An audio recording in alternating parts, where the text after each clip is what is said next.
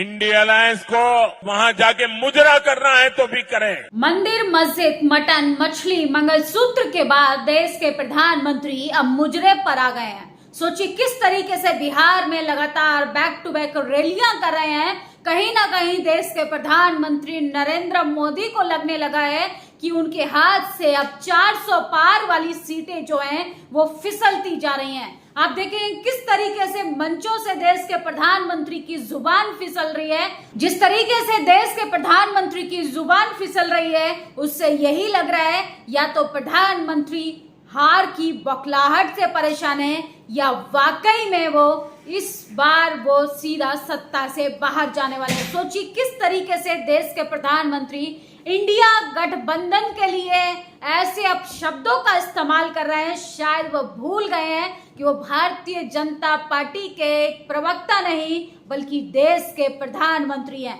देश के प्रधानमंत्री ने पिछले 10 सालों में इस देश की इज्जत को शर्मसार करते हुए उन्होंने प्रधानमंत्री के पद की गरिमा को भी तार तार कर दिया है। सोचिए इंडिया गठबंधन को कह रहे हैं कि वो मुजरा करे। इस पे कांग्रेस नेता श्रीनिवास ने बड़ा ट्वीट किया है। मंदिर, मस्जिद, मटन, मछली, मंगलसूत्र के बाद अब प्रधानमंत्री मुजरे पर आ गए हैं। लगता है साहब आलम ने संजय लीला भंसाली की हीरा मंडी फिल्म देख ली है। सोचिए प्रधानमंत्री का ये क्लिप सुनिए।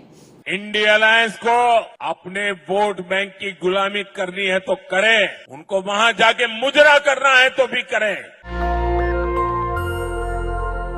तो सुना आपने वीडियो। सोचिए कैसे शब्दों का चयन किया जा रहा है। ये देश के प्रधानमंत्री नरेंद्र मोदी की भाषा है। ये जब कैमरे पर ऐसे शब्दों का इस्तेमाल करते हैं तो ऑफ कैमरा जनता के लिए कैसे शब्दों का चयन करते होंगे, इनकी मानसिकता कैसी होगी, इनके शब्दों से आप अंदाजा लगाइए। पूरे देश में ये सोशल मीडिया पर तेजी से वायरल हो रहा है वीडियो। देश के प्रधानमंत्री ने क्या कुछ नहीं कहा। सोचिए हार से बौखला गए हैं देश के प्रधानमंत्री।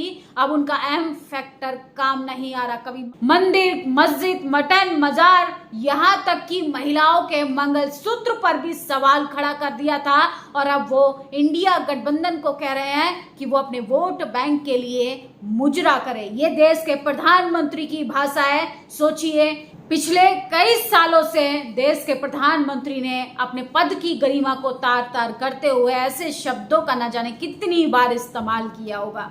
सोचिए जब उनको बात करनी चाहिए विकास पर, जब बात करनी चाहिए शिक्षा व्यवस्था पर, जब बात करनी चाहिए ईवीएम जैसे गंभीर मुद्दे पर, आप देखेंगे छठे चरण का चुनाव है आज और कैसे धांधलीबाजी की खबरें हमारे सामने आ रही है। भारतीय जनता पार्टी के तमाम कार्यकर्ता जो हैं पोलिंग बूथ पर जाकर गुंडागर्दी कर रहे हैं, लोगों के साथ मारपीट कर रहे हैं, लोगों को धमकाने का काम कर रहे हैं। देश की राजधानी चांदनी चौक जैसे इलाके में सरेआम पार्षदों को, उम्मीदवारों को किस तरीके से धमकाया जा रहा है और ईमानदारी से चुनाव का दावा करने वाला हमारे देश का चुनाव आयोग आज आंख मूंद कर सरकार का गुणगान कर रहा है। तमाम लोगों के सवाल जो हैं उन सवालों को दरकिनार कर देश के प्रधानमंत्री फिल्मी डायलॉग बोलने का काम कर रहे हैं। सोचिए किस तरीके से अपने पद की गरिमा को तार तार कर देश का प्रधानमंत्री इंडिया गठबंधन को, विपक्ष को कह रहा है कि वो मुजरा करे। इनको इस गलती के लिए पूरे देश से माफी मांगनी चाहिए। मंगलसूत्र बहस के बाद भाषा का नया स्तर। इंडी गठबंधन को मुजरा करना है तो करे, ये देश के प्रधानमंत्री की भाषा है। सोचिए देश के प्रधानमंत्री की जब ऐसी भाषा होगी तो इनके पार्टी के तमाम नेता, अभिनेता, प्रवक्ताओं का अंदाजा लगाइए कैसे आए दिन बेतुके बयान देते हैं। कभी महिलाओं को लेके, कभी महिलाओं की इज्जत को लेके, कभी महिलाओं की आबरू पर हमला करते हैं और अब तो देश के प्रधानमंत्री ने हद पार कर दी कि अब वो देश के एक मजबूत विपक्ष को किस तरीके से शब्दों का चयन कर उनको इस शर्मसार कर रहे हैं। जब उनको बात करनी चाहिए देश के विकास पर तो वो मछली पर बात करें, मटन पर बात करें, मंगलसूत्र पर बात करें, मजार पर बात करें, मुसलमान पर बात करें, यहाँ तक कि वो भैंस पर बात करते हैं, लेकिन अब वो विकास पर बात नहीं करते हैं। इससे यही लगता है कि देश के प्रधानमंत्री इस बार तीसरी बार सत्ता से बाहर होने जा रहे हैं। उनकी फिसलती जुबान, उनका दर्द जो है वो सरेआम बता रही है। सोचिए, सुल्तानपुर लोकसभा के कादीपुर में बूथ संख्या 79 पर पुलिस द्वारा मतदाताओं को वोट डालने से रोका जा रहा है। चुनाव आयोग संज्ञान लेगा। सोचिए किस तरीके से प्रशासन को आगे कर देश का जो टीवी अखबार की आड़ लेकर देश की सरकार कैसे सरकार में बने रहना चाहती है। देश के प्रधानमंत्री ने अगर काम किया होता तो इस तरीके से एजेंसियों का, प्रशासन में बैठे लोगों का इस्तेमाल नहीं करना पड़ता। आज दिल्ली के मुख्य चुनाव आयोग राजीव कुमार ने अपना वोट दिया। वोट करने के बाद उन्होंने बताया कि कितना बढ़िया इंतजाम किए हैं। सीईसी के मतदाताओं से वोट करने की अपील की, लेकिन चुनाव आयोग की आप ईमानदारी देखिए, मीडिया ने कोई सवाल नहीं पूछा। जिस तरीके से उन पर आरोप लगाए जा रहे हैं, तो कहीं ना कहीं टीवी अखबार भी सरकार के चाटुकार करने में व्यस्त हो चुका है। फिलहाल तो देश के प्रधानमंत्री की भाषा पर सवाल उठ रहे हैं कि देश के प्रधानमंत्री को किस तरीके से बात करनी चाहिए। शायद उनका बिगड़ता लहजा उनके बिगड़ते हाल को बयां कर रहा है। अंबेडकर नगर में जबरदस्त नाटक चल रहा है। आपने कल ही भविष्यवाणी कर दी थी, अंबेडकर नगर पर नजर बनाए रखिएगा। सोचिए किस तरीके से वहां पर धांधली की जा रही है और लोगों को डरा धमका कर वोट नहीं डालने दिया जा रहा है। बस्ती में भाजपा सांसद प्रत्याशी हरीश द्विवेदी व समाजवादी पार्टी के बूथ एजेंट राजकुमार वर्मा में हुई जोरदार बहस। भाजपा सांसद ने दे डाली धमकी।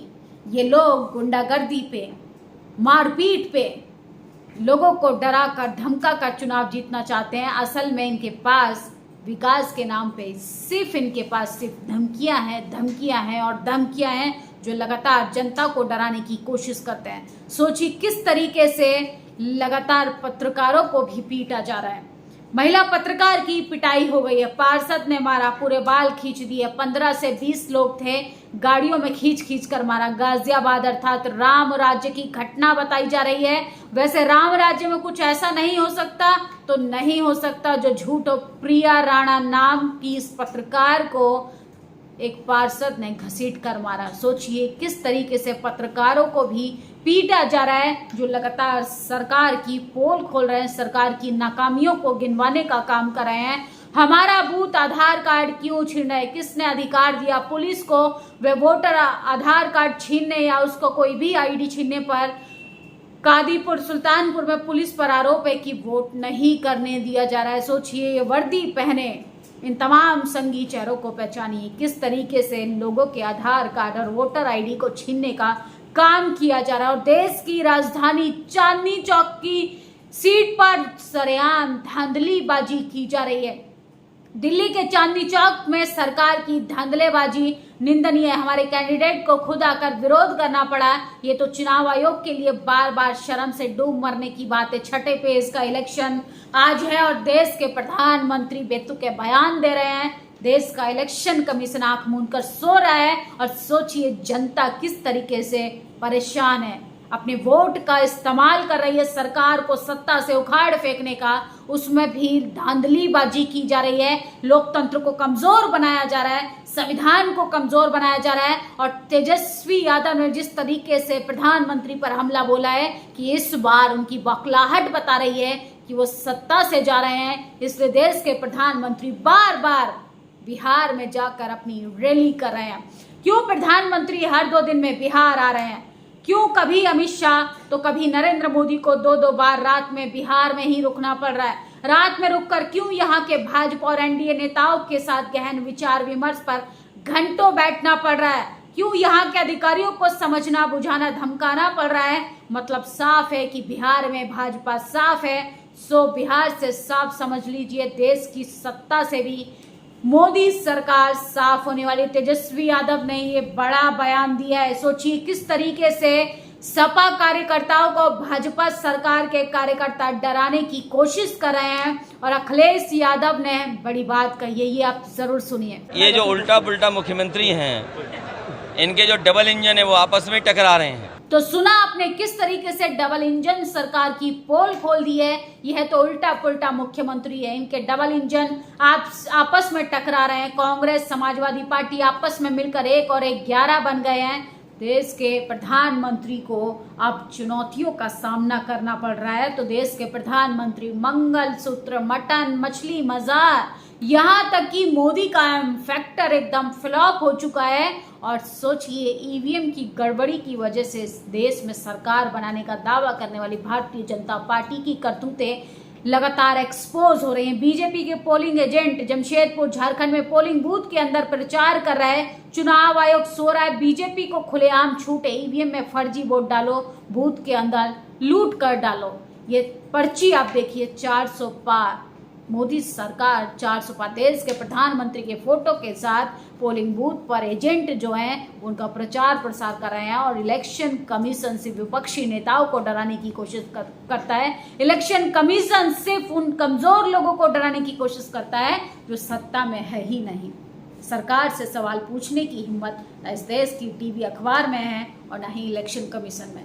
फिलहाल तो देश के प्रधानमंत्री की ये भाषा बता रही है कि देश के प्रधानमंत्री एक वेब सीरीज से इंस्पायर हुए हैं। संजय लीला भंसाली के कैरेक्टर में वो देश की राजनीति को मोड़ना चाहते हैं। सोचिए किस तरीके से देश के प्रधानमंत्री अमर्यादित शब्दों का इस्तेमाल कर रहे हैं। शायद उनको ये याद दिलाना जरूरी है कि वो देश के प्रधानमंत्री है, न कि एक पार्टी के प्रवक्ता। इस खबर पर आप लोग अपनी प्रतिक्रिया जरूर दीजिए और आपके राज्य में भाजपा सरकार का क्या स्तर है ये भी आप बता सकते हैं, क्योंकि देश के प्रधानमंत्री तो कह रहे हैं कि अब की बार मोदी सरकार, वो भी 400 के पार। लेकिन मोदी सरकार की जुबान बता रही है, लड़खड़ाते शब्द बता रहे हैं कि अब की बार मोदी सरकार सीधा सत्ता से बाहर। नेशनल दस्तक की आपसे गुजारिश है कि अगर इसको बचाना चाहते हैं तो नेशनल दस्तक को सब्सक्राइब करने के लिए रेड कलर के सब्सक्राइब बटन को दबाएं, फिर बेल आइकन की घंटी दबाएं। नेशनल दस्तक को बचाने के लिए बहुत जरूरी है कि हर खबर को शेयर करें, लाइक करें, कमेंट जरूर करें।